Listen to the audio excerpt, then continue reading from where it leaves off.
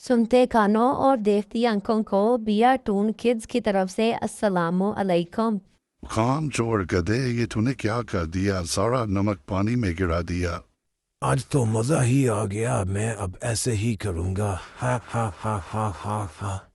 ایک گاؤں کے اندر لالا عارف رہتا تھا، جس کے پاس ایک گدھا تھا جو کہ بہت ہی کام چور اور سست قسم کا گدھا تھا۔ وہ ہر وقت کام نہ کرنے کے بہانے ڈھونڈتا رہتا تھا اور اسی چکر میں رہتا تھا کہ کاش کام نہ ہی کرنا پڑے۔ روزانہ کی طرح آج بھی لالا عارف نے نمک کے تھیلے اپنے کام چور گدھے پر رکھے اور شہر کی طرف بیچنے کے لیے چل نکلا۔ شہر جاتے ہوئے ان کے راستے میں ایک ندی آتی تھی جس کو پار کرنا ہوتا تھا۔ آج بھی کام چور گدھے نے بڑی مشکل سے وہ ندی پار کی اور لالا عارف شہر پہنچ گیا۔ شہر پہنچنے کے بعد تمام نمک کے تھیلے اس نے دکانوں پر فروخت کر دیے۔ اسی طرح ان دونوں کے دن گزر رہے تھے۔ ایک دن لالا عارف نے نمک کے تھیلے گدھے پر رکھے اور شہر کی طرف بیچنے کے لیے چل نکلا، لیکن کام چور گدھا اسی چکر میں تھا کہ کسی نہ کسی طریقے سے ان نمک کے تھیلوں سے جان چھڑائی جائے۔ یہی سوچتے ہوئے کام چور گدھا اور لالا عارف ندی کے کنارے پہنچ گئے۔ کام چور گدھا بڑی مشکل سے ندی کو کراس کر رہا تھا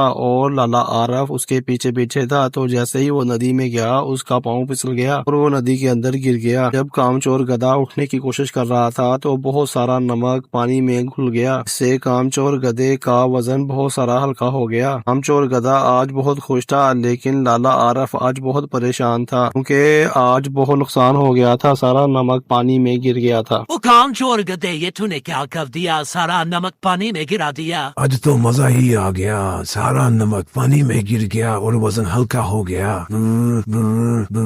اس دن کے بعد کام چور گدھا ہر دن ایسے ہی کرتا تھا۔ نمک کے تھیلے جب بھی وہ لے کے جاتے تو وہ پانی میں جان بوجھ کر گر جاتا، اس سے سارا نمک پانی میں گھل جاتا اور اس کا وزن ہلکا ہو جاتا۔ لالا عارف کام چور گدھے کی اس حرکت کی وجہ سے بہت زیادہ پریشان تھا۔ اس نے کام چور گدھے کو سزا دینے کا فیصلہ کیا۔ اگلے دن لالا عارف نے نمک کے تھیلوں کی بجائے کام چور گدھے پر روئی کے تھیلے رکھ دیے۔